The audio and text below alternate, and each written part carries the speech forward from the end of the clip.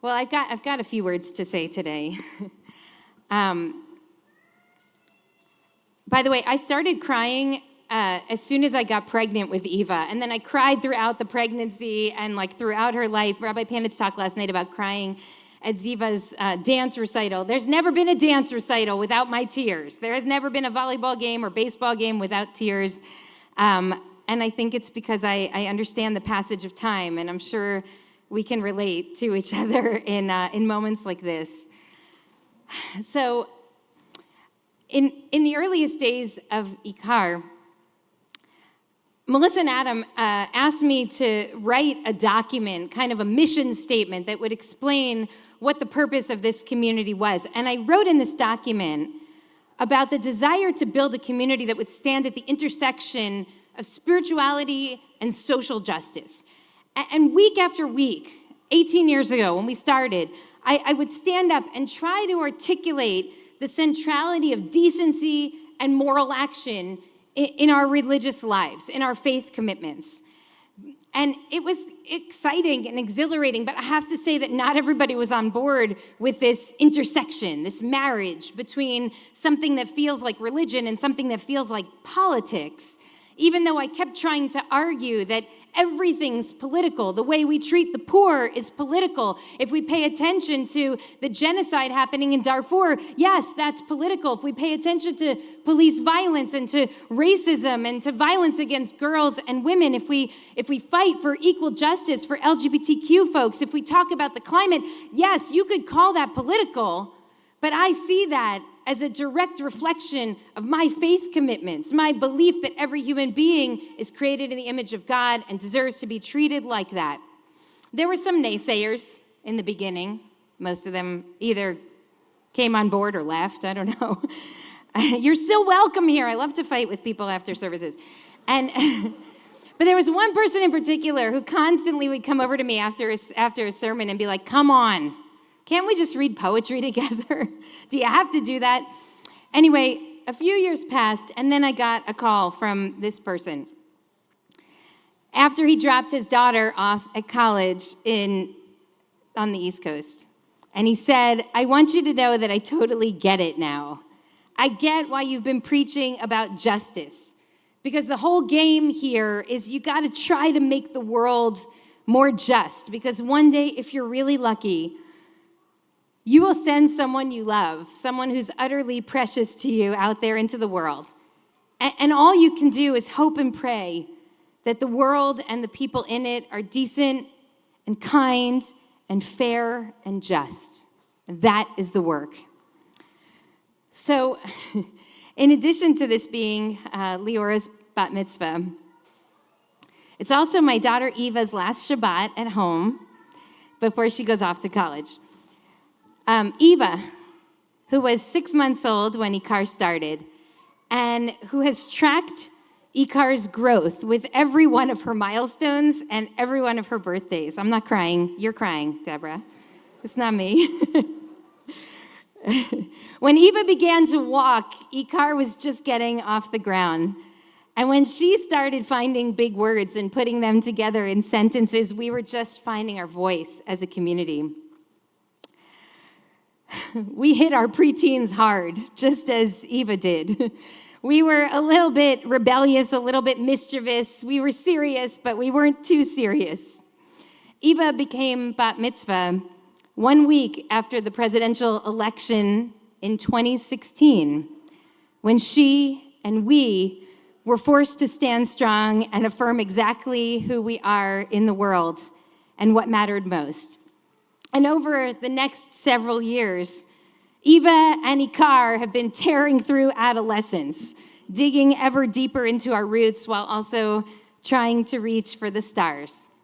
So I'm here to tell you today that Ikar is now college age, and both my kid and our community are ready to take off into the next chapter of their lives.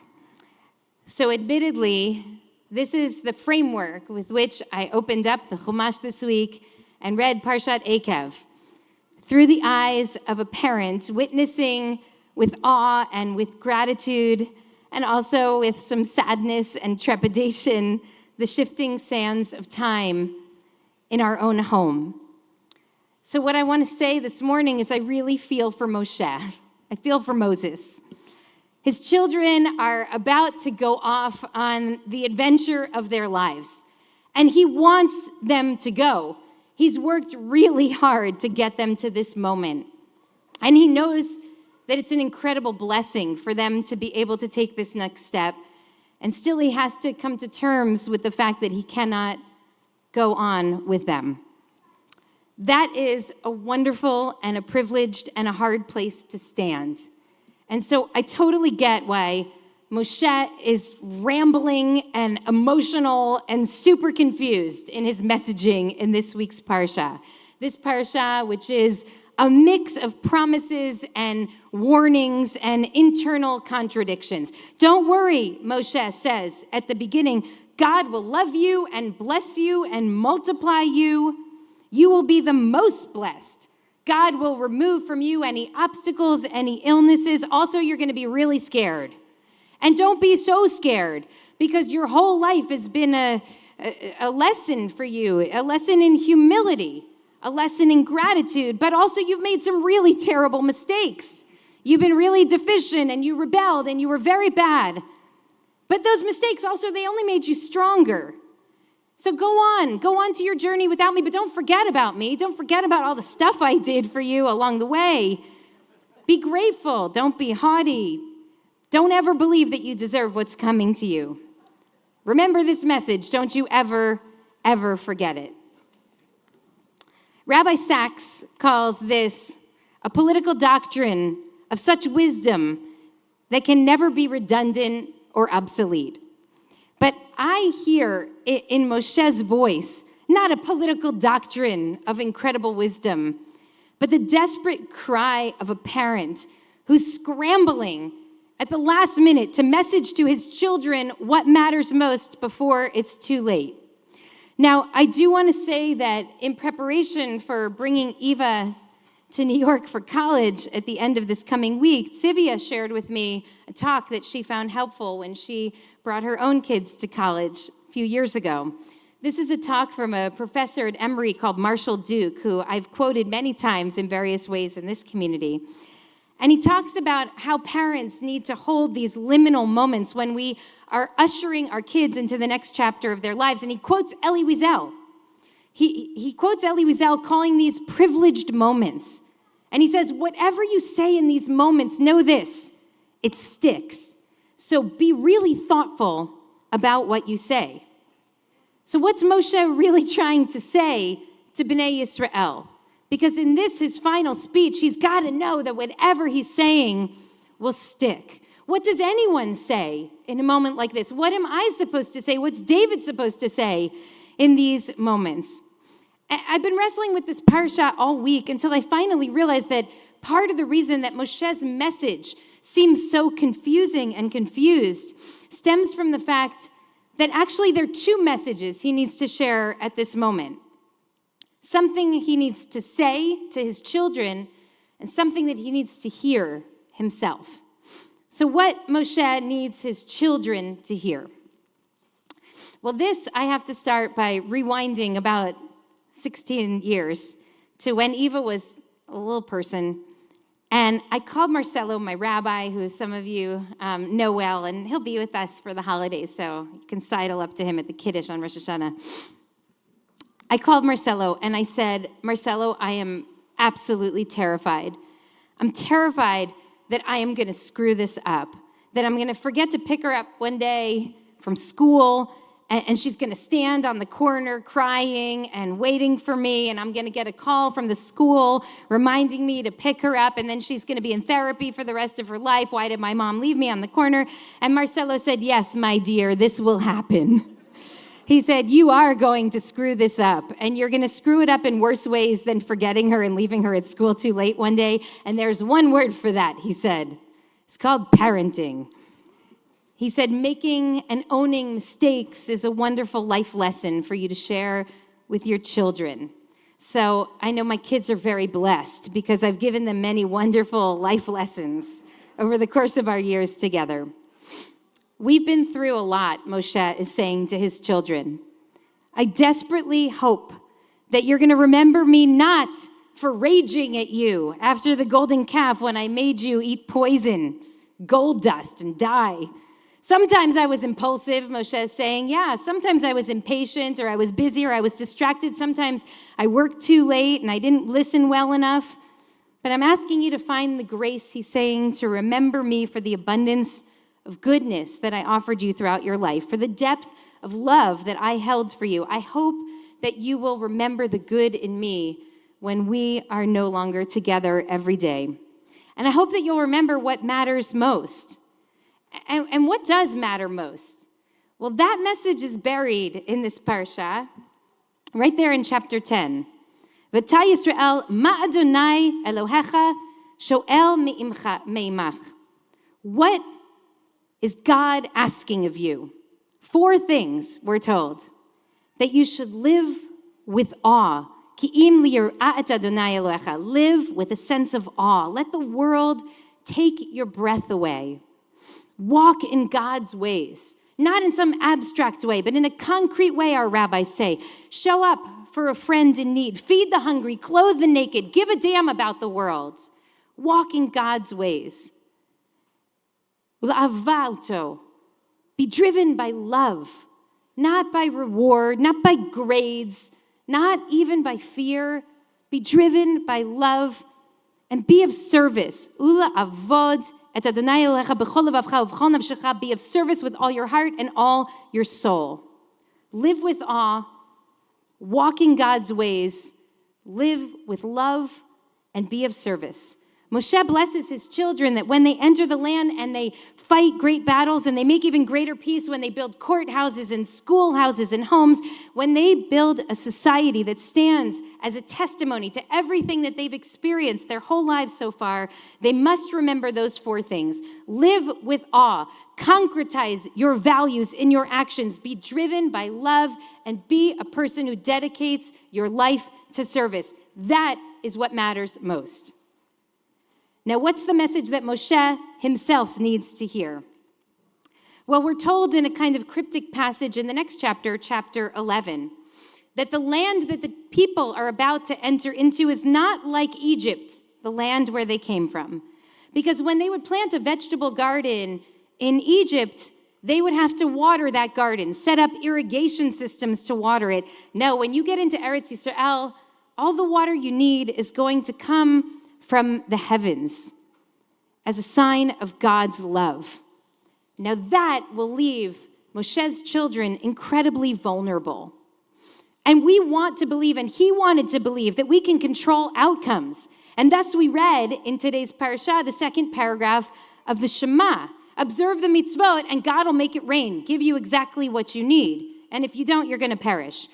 In other words, we can try to do our very best to create the conditions for success. But we have to realize that we cannot control all the outcomes. When Bnei Yisrael enters Eretz Yisrael, when the children of Israel enter the land without Moshe, they need to know that they are going to be on their own. And he needs to know that they need to be on their own. So the second lesson that Moshe needs is the one he has to tell himself, and might be the most important parenting lesson of all, which is, I cannot fully protect you. And this was always true, but it's even more true now. Once you cross over into this new land, know that I can't fix everything for you. I never could before, but maybe now Moshe and I are saying we're getting a little bit more in touch with our limitations in ways that we didn't previously. I can't keep you from harm. All I can do is promise you that I love you, and that even when we're apart, I'm right here. So I want to say that I feel for Moshe. After all that he'd been through with this people, I get why he was a little bit rambly and emotional and uneven. I get why he was bursting into tears with no warning. But I'm grateful to him for offering the message in this parsha so long ago that I, and I'm sure others who are here in this room, needed to hear on this Shabbat. So I want to ask anybody who has a child or a grandchild who's heading off to college or graduate school, or a loved one who's entering the next chapter of their lives, maybe getting their own place for the first time, maybe starting in a new school, starting at the ECC. Anyone who has somebody here who you love, who's entering an exciting or dangerous or uncertain new chapter, to please stand with me so that we can hear together the echoes of Moshe's blessings, what he believed his children needed to hear, and what he knew and understood that we too need to hear. So please stand. Don't make me stand alone. If you have someone you love who's in a liminal moment, in treatment, and a journey toward healing, and a journey of grief, moving toward the awareness of life without a loved one right by their side, in a journey of newness and hope and possibility, a journey toward love, please stand with us. Holy One of blessing, may our beloveds enter this new stage of their lives with blessing. May it be your will, O God, and God of all of those who came before us, that their journey leads them on a path toward deeper awareness of both the brokenness and the beauty of our world. As their knowledge grows, may their curiosity grow. As their world expands, so may their sense of obligation to help heal it. As their responsibilities grow, so may their humility. Help us come to terms with the fact that we cannot protect them from all danger and all harm. But please help them remember in the hardest and darkest of moments that they are not alone. Help them surround themselves by those who are kind and decent and honest and caring. Help them find and build relationships that will nourish their spirits and honor their dignity. Help them respond to the harshness of the world with tender hearts and greet closed doors with ingenuity and creativity that might budge those doors open. Help them shine like the radiant lights they are. Help them feel a deep attachment to our tradition and be the radicals that you put them into this world to be. We have endeavored to feed them a diet of love and care, wakefulness and gratitude. Now teach them to feed themselves with strength, with courage, and with self-love. Help them remember now and always that even when we're no longer right here, we are always right here. Baruch atah Adonai shomea tefillah. Praised are you, God, who hears all of our prayers. Together we'll say, Amen.